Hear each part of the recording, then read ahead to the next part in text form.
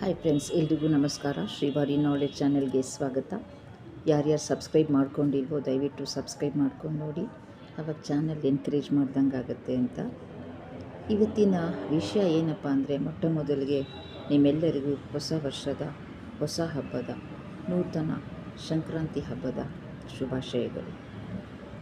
ಏನು ಹೇಳೋಕ್ಕೆ ಇಷ್ಟಪಡ್ತೀನಿ ಅಂತ ಹೇಳಿದ್ರೆ, ಪ್ರತಿಯೊಬ್ಬರು ದಿನಕ್ಕೊಂದೊಂದು ದೇವರ ಪೂಜೆ ಮಾಡಿ ಸಂಕಲ್ಪ, ಆಚಮನ, ಪಾದ್ಯ, ಧೂಪ, ದೀಪ, ನೈವೇದ್ಯ, ಪ್ರಾರ್ಥನೆ ಇಷ್ಟೇ.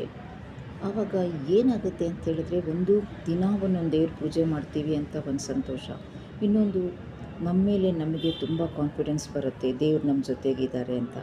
ಇನ್ನೊಂದು ನಮ್ಮ ಧರ್ಮದ ಸ್ತೋತ್ರ, ಪಾರಾಯಣ ಇದೆಲ್ಲ ನಾವು ಹೇಳ್ಕೊಂಡಾಗ ಆದಷ್ಟು ನಮಗೆ ಪೌರಾಣಿಕ ಹಿನ್ನೆಲೆಗಳು ಗೊತ್ತಾಗುತ್ತೆ. ನಮ್ಮ ಕಿರಿಯರು ಕೂಡ ಅದನ್ನೇ ನೋಡಿ ಫಾಲೋ ಮಾಡ್ತಾರೆ.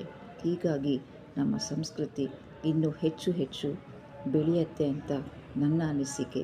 ನೀವೇನು ಹೇಳ್ತೀರಾ ಅಂತ ಕಮೆಂಟ್ ಬಾಕ್ಸಲ್ಲಿ ಹಾಕಿ.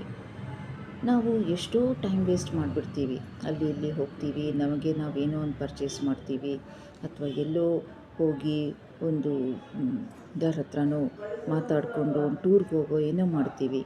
ಹಾಗೆ ಒಂಚೂರು ದೇವರಿಗೆ ಒಂದು ಟೈಮ್ ಕೊಟ್ಟರೆ, ದೇವಸ್ಥಾನಕ್ಕೆ ಹೋದರೆ, ಒಂದು ದೇವ್ರ ಸ್ತೋತ್ರ ಹೇಳಿದ್ರೆ ನಮಗೆ ಒಂಥರ ಧೈರ್ಯ ಬರುತ್ತೆ.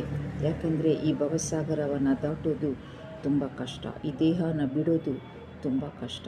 ಅದು ಅವನ ಕರುಣೆ ಇದ್ದರೆ ಮಾತ್ರ ನಮ್ಮ ವಿದ್ಯೆ, ಬುದ್ಧಿ ಎಲ್ಲ ಕಾರ್ಯಗಳಲ್ಲೂ ಜಯ ಕೊಡೋದು ಆ ದೇವರೇ. ಆದಷ್ಟು ನಾವೆಲ್ಲರೂ ನಮ್ಮ ಸಂಸ್ಕೃತಿಯನ್ನು ಬೆಳಗಿಸೋಣ ಅಂತ ನನ್ನ ಸವಿನಯ ಪ್ರಾರ್ಥನೆ. ಧನ್ಯವಾದಗಳು.